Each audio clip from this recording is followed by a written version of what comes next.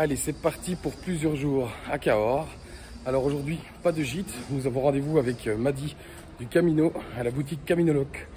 Des gîtes et des gens, c'est maintenant.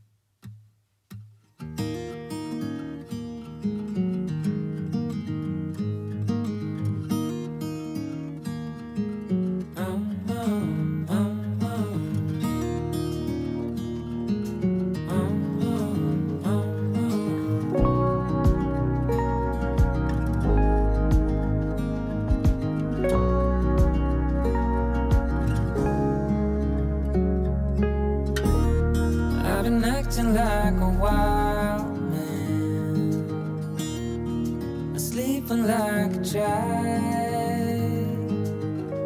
You're so luminous and vibrant. I'm always in bloom for you. Always in bloom. Always in bloom for you.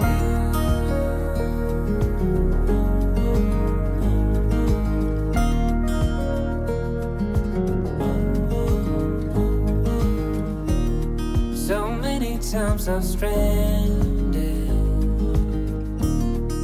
a castaway on unknown shore, although a stranger in this continent. I'm always in bloom for you. Always in bloom. Always in bloom for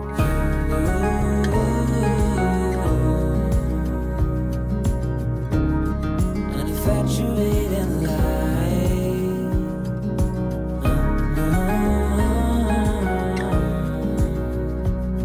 Although it hurts me to be with you, I'm always in bloom. Always in bloom for you. For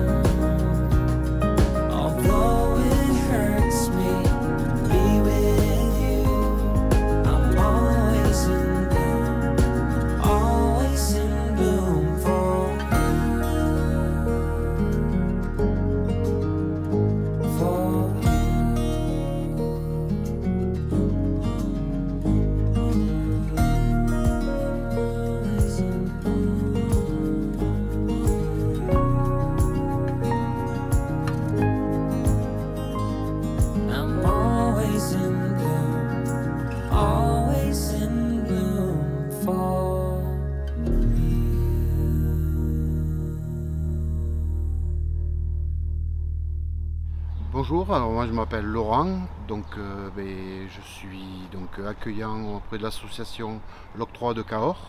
Donc nous accueillons les pèlerins en fin d'étape sur Cahors afin de les guider vers un gîte qu'ils ont réservé ou s'ils n'ont pas réservé, donc leur réserver donc une chambre afin qu'ils puissent passer une nuitée donc sur Cahors.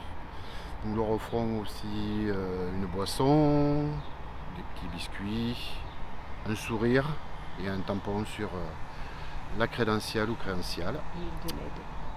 Et de l'aide. Et de l'aide, voilà. C'est le donc, but de pour le logement, l'association. donc on est là pour les pèlerins, afin qu'ils ne soient pas désorientés. Quand ils arrivent, c'est la première grande ville, donc le bruit sonore, enfin voilà, ils sont un petit peu désorientés, quoi.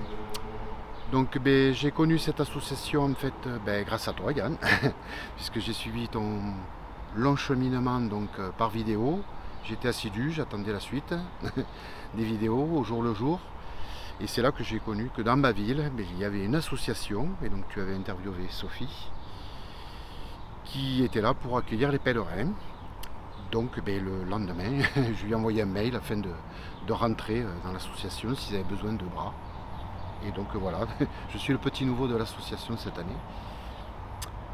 Et voilà, donc j'ai été très bien accueilli. Alors pour être juste, il y a 2 associations qui accueillent les pèlerins.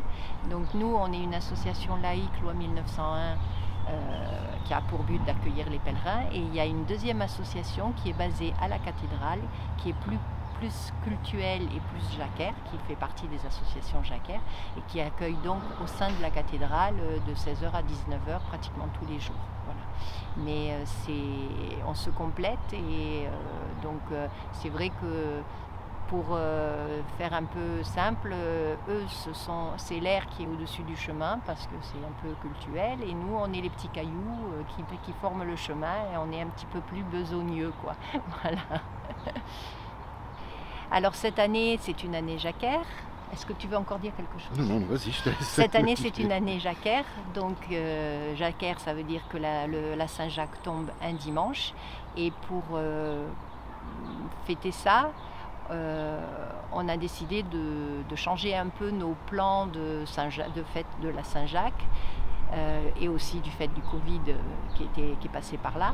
Donc d'habitude on fait une messe, un apéritif tous les 2 ans offert par l'Octroi. Alors une année c'est l'Octroi, une année c'est sur les chemins de Compostelle qui fait la soirée.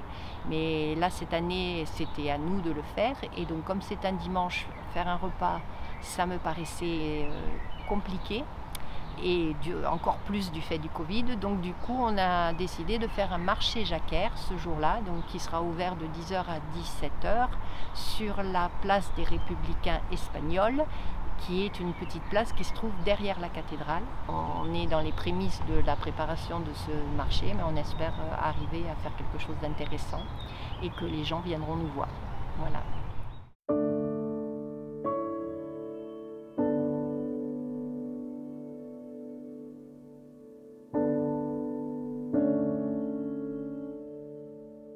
Donc, je suis sage-femme, je fais des accouchements à domicile. Le projet c'était de rencontrer des sages-femmes brésiliennes et du coup d'aller au Brésil. Avec le Covid, j'ai pas pu y aller.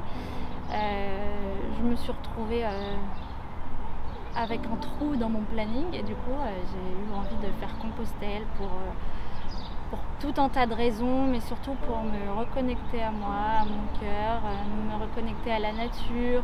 J'ai un grand besoin d'ancrage et d'alignement. Et c'est pour ça que je me suis lancée sur la route de Compostelle. Et j'ai senti aussi plein de choses. J'ai fait un stage de Kundalini et Sœurs dans lequel on n'était que des femmes et elles m'ont beaucoup parlé du chemin de Compostelle. J'ai reçu à Noël le crédentiel sur la date sur le crédentiel, c'était écrit le 1er mai et je me souvenais plus, je m'en suis souvenue quand elles m'en ont parlé en fait de ce crédentiel. Et je me suis dit que c'était la bonne période pour y aller puisqu'on était en juin. Et voilà, je me suis lancée et je suis vraiment trop contente. J'ai beaucoup plus. Finalement, je suis allée avec certaines raisons et je reçois énormément de plein d'autres choses et c'est bouleversant, ça change la vie ce chemin. J'essaye de ne pas avoir d'attente. J'en ai eu, je pense, au début. Et puis au fur et à mesure, je vois que tout change et j'ai envie de laisser de la place à l'imprévu. Donc je ne décide pas, là je ne sais pas où je dors ce soir et il est 13h et je ne suis pas inquiète parce que voilà, je sais que je trouverai toujours une place et que je me débrouillerai. Et non, j'ai pas d'attente, je veux pas avoir d'attente. C'est sûr qu'on se dit qu'est-ce que je vais trouver à la fin du chemin parce que tout le monde te raconte son histoire. Tu verras, le chemin de Compostelle, ça change la vie et Et du coup, tu as certaines attentes qu'il se passe quelque chose, peut-être, pas quelque chose de précis, mais j'attends peut-être qu'il se passe un truc pour moi dans ma vie. Mais après, j'essaye de vraiment profiter de chaque instant. C'était aussi ça que j'avais envie de vivre dans Compostelle, c'est de me dire, bah voilà, je laisse la place à l'imprévu et je profite du moment présent et des rencontres qui sont là, des connexions que je fais avec les autres personnes. Je pense qu'il y a beaucoup de bienveillance, que toutes les personnes sont... Enfin, j'ai fait des rencontres incroyables et je m'attendais pas du tout à ça. Et je suis trop contente. Et ouais, j'ai fait des rencontres où je sais que je vais revoir les gens, des connexions où ça m'a apporté au niveau personnel, des conseils et je pense que c'est vraiment un beau voyage et je pense que c'est pas descriptible, je pense. Si on l'a pas vécu, c'est compliqué. Moi, j'ai vraiment du mal quand... En fait, j'avais prévu à la base de couper mon téléphone, enfin de même pas prendre mon téléphone et on m'a un peu forcée en me disant que ça allait toujours m'aider et que les gens voulaient avoir de mes nouvelles.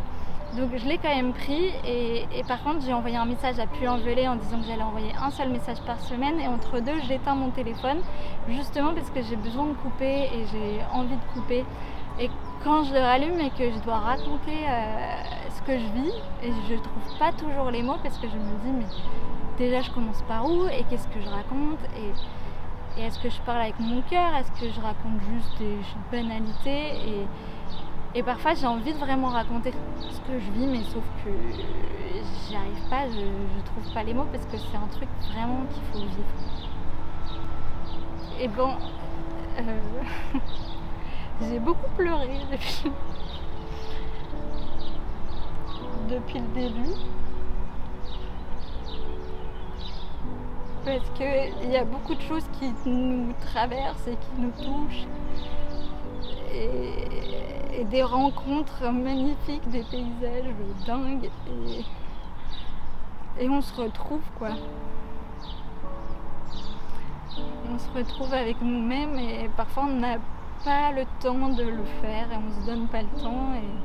Et là ça fait juste trop du bien de prendre soin de soi.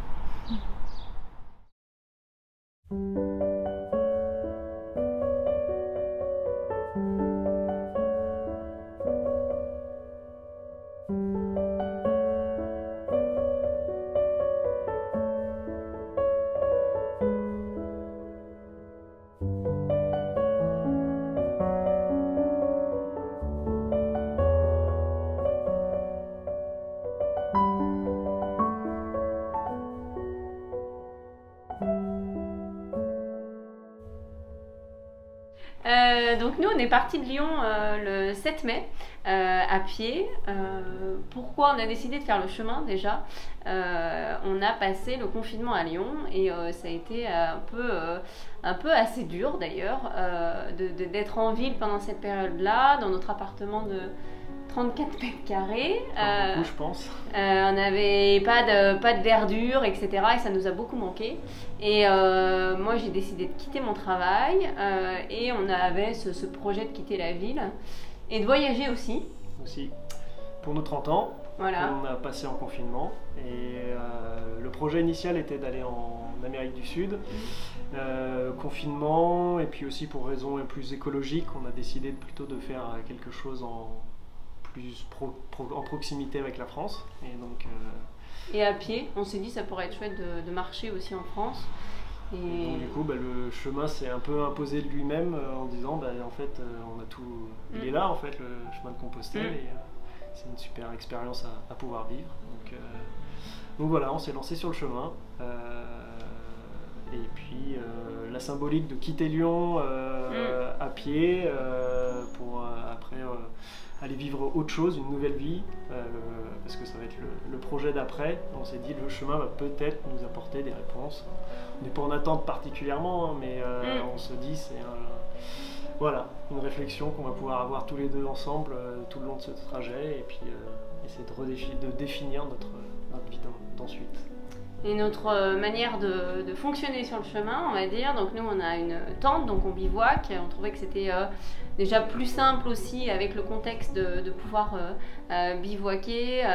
Et puis on aime bien ça aussi. On a déjà fait des randonnées où on bivouaque sur plusieurs jours.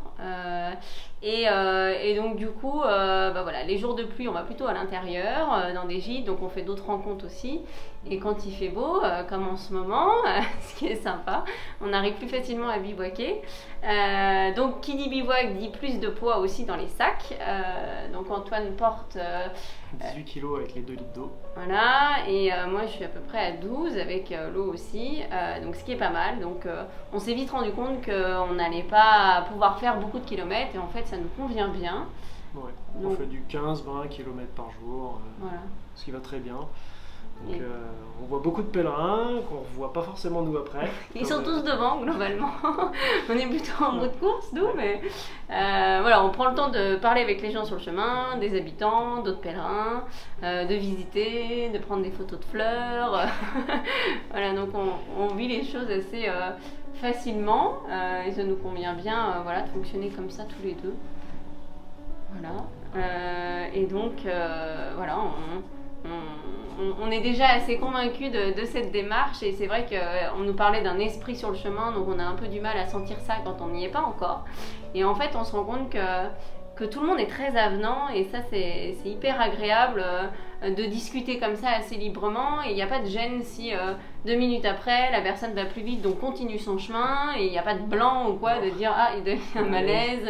Pas du tout. En fait, ça se fait tout très simplement et ça, on apprécie beaucoup cette facilité de rencontre finalement. D'aller vers l'autre, on ne craint pas le rejet, on discute ensemble et puis quelques minutes après, on se sépare mais pas sans malaise comme tu dis. Ouais.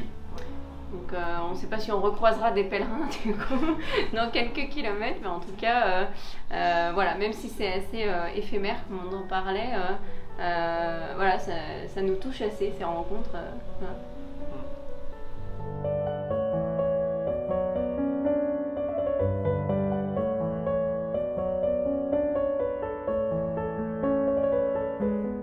Alors, comment je suis arrivé ici? En fait, c'est grâce à la télévision. Le truc, c'est que à l'époque où je vivais encore chez mes parents, moi je devais avoir 22-23 ans. Mes parents avaient une habitude, c'était on vous laisse regarder la télé, mais à 20h et à 13h, vous nous laissez tranquille, on regarde les infos. Et je me souviens qu'un soir, à 20h, il y a mon père qui rentre dans le salon. Moi, je regardais la télé tout seul. Et je lui mets les infos, je lui donne la télécommande pour j'allais sortir. Et je sais pas pourquoi, j'ai vu un truc à la télé. Il y avait une espèce de petit reportage sur des gens qui marchaient pour aller à Compostelle. Je me suis rassis, puis j'ai regardé. C'est bizarre, parce qu'à l'époque, je faisais du vélo, je courais, je faisais que des trucs rapides, surtout pas de la marche, parce que la marche, c'était pour les vieux, pour moi, à l'époque. Et je me suis dit, un jour, j'irai voir pourquoi ils vont à Compostelle. Et puis le temps a passé, et puis en 2001, parce que je vivais en Moselle à l'époque, il y avait... Enfin, pour moi, c'était pas assez lumineux, j'avais beaucoup de mal à passer les automnes, les hivers. Et en 2001, j'ai eu une espèce de... Aujourd'hui, je pense qu'on appellerait ça un burn-out, un truc comme ça.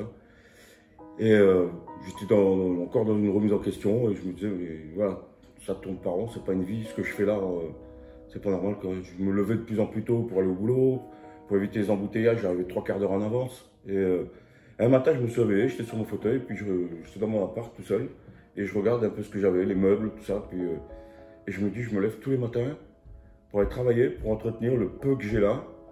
Et je me disais, combien de temps ça va durer?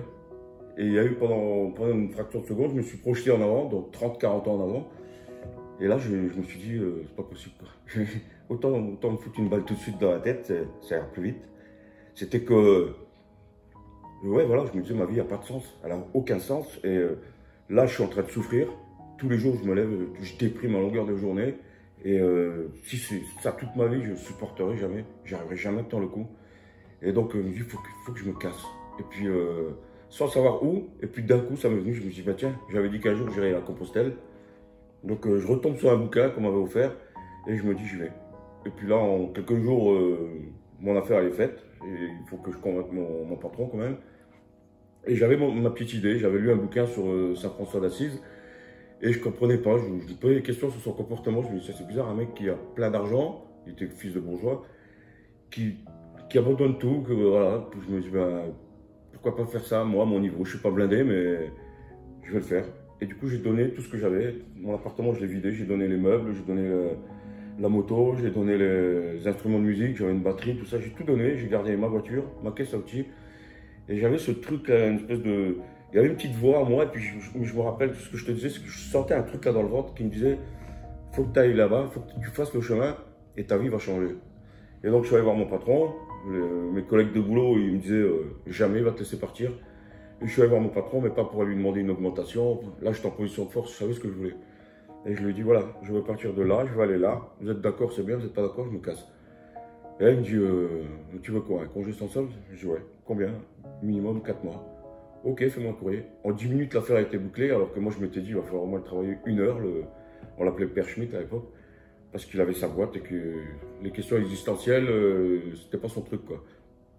Et du jour au lendemain, je me suis retrouvé à partir du Puy avec un départ complètement raté. Je suis arrivé à 13h, je crois, 13-14h, j'attendais les pèlerins. C'est pas cette heure-ci qu'ils arrivent, les pèlerins. Et puis, comme beaucoup, j'y connaissais rien à l'époque. Comme beaucoup, j'ai fait plein de conneries. J'ai pris mes baskets que je mettais tous les jours, qui étaient trop petites pour le chemin, un sac à dos qu'on m'a prêté, des bouquins, une tente. Enfin bref, en 3-4 jours, j'ai bien compris ma douleur. Et au bout de... J'ai rencontré Louis, qui est un super pote maintenant, et qu'on a revu encore au mois de février. Là. Et lui m'a dit, bon, Afijac, si tu veux, ma femme vient me chercher, je peux récupérer des affaires à toi si tu as envie de t'alléger. Là, je lui ai donné les livres, je lui ai donné pas mal d'affaires que j'avais, puis à un moment, j'ai réfléchi, j'ai dit, tiens, ça va me coûter plus cher, mais je te donne la tente. Et je suis allé en gîte. Et au bout de quelques jours, je me rappelle, je me suis réveillé une nuit à 2-3 heures du matin, j'avais les larmes aux yeux, puis je me suis dit, je vais rentrer à la maison. Je me suis planté, c'est pas mon truc, et voilà. Parce que je courais beaucoup, je préparais le marathon de New York pour 2001 normalement. Il faut m'imaginer autrement, j'étais beaucoup plus fin, bien bâti et tout. Et puis là, je me dis, ouais, je vais rentrer à la maison, je me suis planté. Et d'un coup, je vois mes amis, j'imagine mes amis que je bassinais depuis des mois. Je me suis dit, quand je vais rentrer, ils vont se foutre de ma gueule pendant 6 mois. Et j'ai pas envie de ça, donc je vais m'accrocher et puis je vais y aller. Et j'ai tenu jusqu'à Compostelle. Donc j'ai fait le chemin, j'ai rencontré plein de monde, ça a été une expérience extraordinaire, c'était un truc... Là, c'était la première fois de ma vie où je me suis dit, putain, voilà, il y a une place pour moi ici, en bas, ici-bas, sur Terre, il y a une place pour moi. Alors qu'avant, j'étais dans le questionnement, toujours à me torturer. Et là, les gens, tous les pèlerins et les pèlerines que j'ai rencontrés, ils m'avaient fait découvrir un autre côté de moi que je ne connaissais pas du tout. Et j'ai eu des réponses à des questions que je me posais.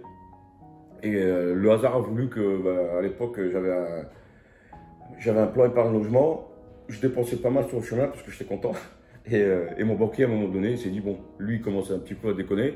Son plan épargne logement, il ne couvre plus les frais. Donc, on va le rapatrier. Et ma carte bleue était avalée à Compostelle. Parce que j'étais vraiment bien à Compostelle. J'étais chez moi, hein, j'avais plus envie de partir. Et heureusement, j'avais pris mon billet de bus. Et le bus qui m'a ramené de Compostelle à Toulouse, dans ce bus-là, j'ai rencontré un couple, grâce au gros Jambé qui est derrière moi. Là. Et Laurent et Laurence. Et on a discuté comme ça, on est arrivé à Toulouse après 18 heures de bus, on est arrivé à 4 heures du matin au lieu de 3 heures. Et là, quand je descends du bus, il y a Laurent qui me dit il y a un copain qui nous attend, tu devrais discuter avec lui. Et là, il y a un gars, Richard, qui me dit qu'il cherche quelqu'un pour faire Jérusalem-Compostelle. Et moi, là, ça fait plusieurs jours que je me dis mais si tu n'as pas de problème particulier, à pied, tu peux aller partout. Tu peux vraiment aller loin. Il me parle de son projet, je me dis waouh. Et il me dit bon, prends ton temps, réfléchis. Et le lendemain, je suis remonté au Puy-de-Dôme, chez un pote chez qui j'avais laissé ma voiture, avant même que je regagne la Moselle où je vivais à l'époque. Et j'ai rappelé Richard, je lui ai dit écoute, je ne sais pas comment je vais faire, mais je vais avec toi. Et on s'est embarqué dans ce plan complètement fou d'une marche pour la paix de Jérusalem à Compostelle. Et à partir de là, chaque fois que j'ai pu, j'ai fait le chemin. Mais il y avait toujours cette idée de faire quelque chose professionnellement. En fait, ma grosse souffrance, a été dans le boulot. Parce qu'il y avait 2 choses importantes pour moi, c'était la vie amoureuse et la vie professionnelle. La vie amoureuse, je ne suis pas moche, je ne suis pas idiot. Je me disais, un jour, je rencontrerai la femme qu'il me faut. Et puis voilà. Mais le boulot, par contre, j'en ai fait plein. Et à chaque fois, à un moment donné, j'ai fait le tour, ça ne m'intéresse plus. Et puis il y a ce truc-là où ça revient tout le temps, l'espèce de routine. Et ça, c'est la routine, moi, ça me tue, ça me bouffe de l'intérieur, ça me détruit. Et donc, à partir du moment où j'ai commencé à marcher comme ça sur le chemin, à chaque fois, c'était une nouvelle expérience. Je rencontrais des gens, j'avais tout le temps des réponses, mais voilà, ça stagnait. J'étais heureux quand j'entrais, mais il n'y avait pas ce truc où ça aboutissait. Il y a toujours ce questionnement sur qu'est-ce que je vais faire de ma vie professionnelle. Donc, de toute façon, tu n'as pas le choix, tu es obligé de travailler. Et puis, il y a eu cette expérience avec Seuil, où j'accompagne donc Seuil, qui est une association créée par Bernard Olivier, qui est un très grand marcheur, un ancien journaliste qui a fait le chemin de Compostelle, qui a rencontré des Oikoten, des Belges, une association belge qui fait marcher des jeunes ados. Et à partir de là, Bernard s'est dit, tiens, je vais faire la même chose en France. Et le hasard, entre guillemets, a voulu que la femme avec qui j'ai marché lors de mon premier chemin m'avait dit, on est venu à parler de Bernard Olivier. Et elle me dit, si tu veux, je te le présente. Parce que j'ai une amie qui a marché avec lui quand il est parti de Paris pour faire son chemin. Il me dit, ok. Et donc, quand je suis rentré, après un des chemins, je suis rentré et en rentrant de Jérusalem, j'ai revu cette dame, Joël. On va à une conférence, il y avait Bernard et François Dermot. François Dermot qui est décédé depuis, qui est très connu, c'était un dessinateur. Ils avaient refait la route de la soie qu'avait fait Bernard à pied, en voiture, pour rencontrer les gens chez qui il avait été accueilli, etc. On sympathise avec Bernard. Quelques semaines après, je pars en tant qu'accompagnant et je pars avec un petit jeune de 15 ans. Et dans le projet Seuil, c'est le projet qu'on appelle des séjours de rupture, donc on amène un jeune, là c'est un peu particulier avec la pandémie, mais en général c'est à l'étranger. Il n'y a plus de connexion internet, il n'y a plus de jeux vidéo, voilà, on est tout seul. Et le jeune, on lui apprend à être en autonomie. Et donc moi, avec le petit jeune que j'accompagnais, Olivier, un jour on part de Triacastella sur le Camino Frances et je lui dis, bon, toi tu vas passer par le monastère de Samos, moi je l'ai déjà fait, moi je vais passer par la Crète, et on va se retrouver à Saria. J'arrive à Saria, oui, alors j'ai oublié de raconter un truc, c'est que à Ponferrada, on était dans la chambre et Olivier, bon, c'est un petit jeune, c'est un jeune de 15 ans qui est mal dans sa peau, qui n'accepte pas le fait d'être noir. Et il m'a vraiment cassé les pieds pendant 3 mois, y a pas de... Pour rester poli, il m'a cassé les pieds. Mais Olivier, il était tellement dans la souffrance que je me suis dit, ce petit jeune, il faut que je le ramène. Et un jour à Ponferrada, alors qu'il m'énervait, je lui dis, que tu le veuilles ou non, je vais te ramener à Séville. Je vais te ramener à Séville parce que j'ai envie que tu aies ce chemin, j'ai envie que tu aies le Camino, j'ai envie que ce soit inscrit dans ta vie. Il faut que ce soit inscrit dans le parcours de ta vie, que ce soit inscrit dans ton âme. Et que tu le veuilles ou non, je vais te ramener à Séville. Je n'avais pas le droit de lui dire ça, en fait. Il m'a regardé avec des gros yeux, puis il est parti de la chambre. Et moi, je me suis retrouvé tout seul. Et puis là, bizarrement, alors que je ne suis pas du tout religieux, je m'adresse à Dieu. Puis je dis à Dieu, ok, je vais le prendre, je vais le ramener à Séville, je vais prendre sur moi, je vais le ramener à Séville, ce petit con là. Mais tu me donnes un truc en échange. Il n'y a pas de raison. Et donc, arrive le fameux jour où je suis à Saria, avant Olivier, je m'installe et tout, puis je vais près des marches quand on arrive à Saria. Donc tu connais, il y a la montée par les marches. Et je me dis, bon, tous les pèlerins arrivent par ici, je vais l'attendre là. Et j'attends une demi-heure, 3/4 d'heure, il n'arrive pas. Et je demande aux pèlerins, quelques pèlerins que je connais, ou comme il était noir et qu'il n'y avait pas beaucoup de noir, je demande aux pèlerins, je n'ai pas vu un jeune black sur le chemin. Et arrive une pèlerine que j'avais déjà vue, je savais qu'elle connaissait Olivier. Et je lui dis, mais t'as pas vu le petit jeune avec qui je marche? Et elle me dit non. Pourtant, elle était passée par Samos. Et on discute 10 minutes, 1/4 d'heure avec cette pèlerine là. Et je dis, bon, bah, je vais faire le chemin à l'envers. Et je repars, et puis quelques kilomètres plus loin, je retrouve Olivier qui marchait avec Herbert, un jeune Allemand qu'on avait rencontré. Et en fait, Herbert lui avait payé la visite du monastère de Samos. C'est pour ça qu'il avait pris du temps. Et voilà, puis ça passe. Et un an après, j'ai eu des nouvelles d'Olivier. Un jour, il y a une co-accompagnante, Marie-Hélène, qui avait marché une semaine avec nous, qui m'appelle et qui me dit, tiens, je te passe quelqu'un que tu connais. Et je parle avec Olivier, il était déscolarisé depuis l'âge de 11 ans, quand il était avec moi. Ça faisait 4 ans qu'il n'était plus à l'école. Et là, il me dit, ouais, je suis en formation, je fais une formation dans la cuisine et tout. Et il me dit, et toi? Je dis, ben, je te rappelle la pèlerine là, avec qui j'ai discuté à Saria? Ben, je sors avec elle. Et donc, François, je l'ai rencontré en 2007. En 2008, on a vécu ensemble. Et encore maintenant, voilà, c'est une histoire qui dure. Elle est avec moi maintenant à Cahors. Et je me suis dit, finalement, Dieu, il a entendu ma demande quand je lui ai dit, ok, on va faire un deal.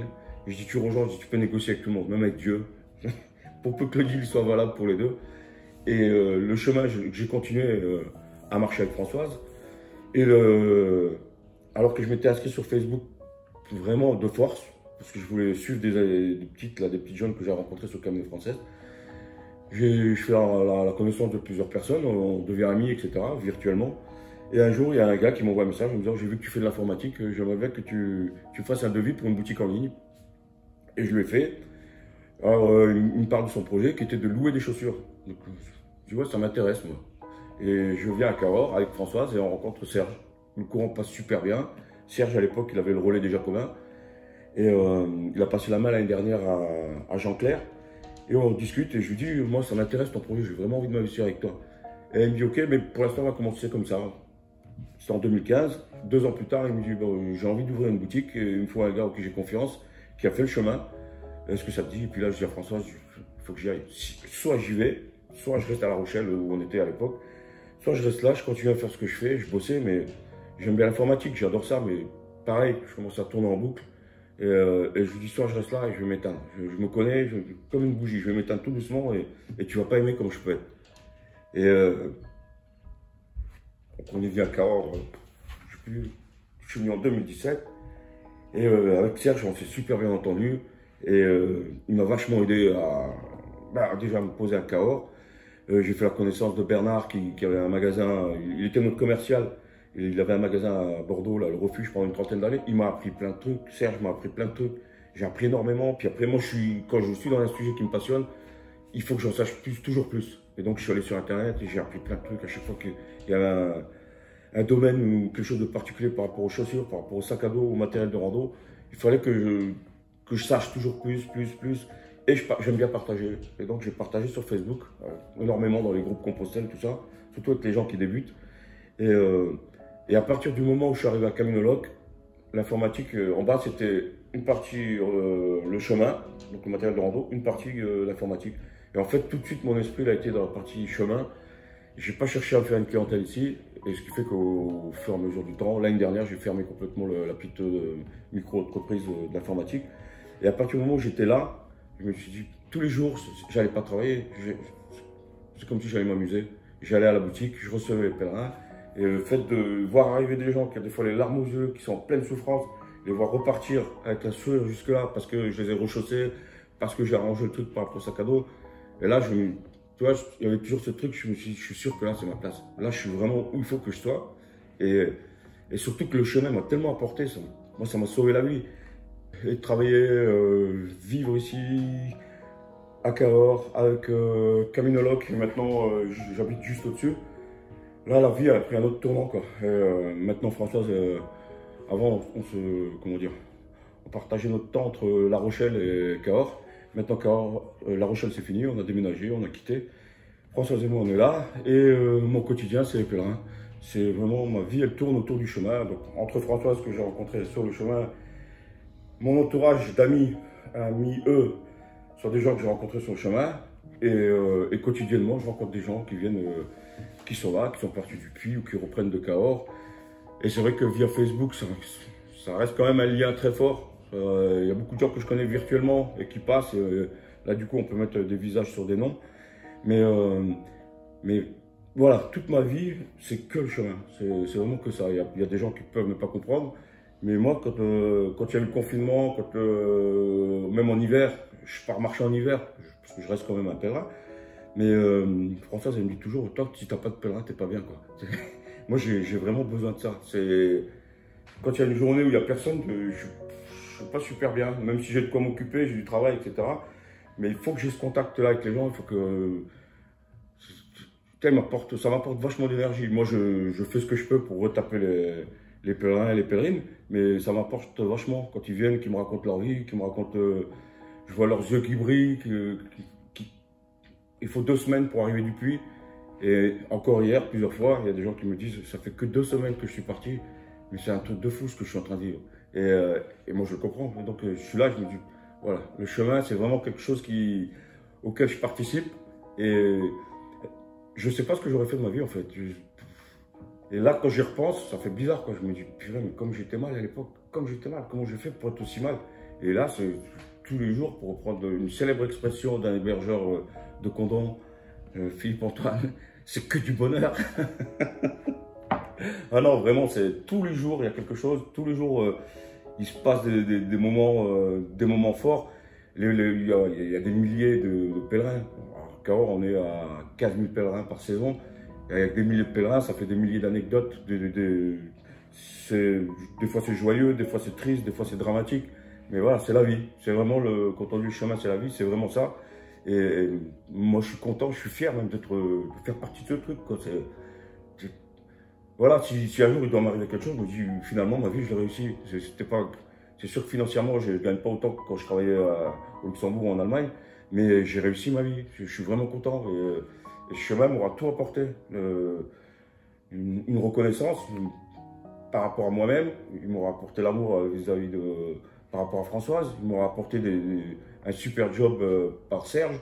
Il m'aura apporté des amis, mais vraiment de vrais amis. Puis en plus, moi, je suis plutôt doué pour garder les relations. Donc les gens, j'aime bien entretenir le truc. Et il m'aura tout apporté. Il m'aura vraiment sorti d'une espèce de trou noir pour sur un plateau, on m'offre la vie que j'aurais jamais imaginée. Voilà. Et je pense que, ouais, tant que ça dure, j'en profite. La question magique.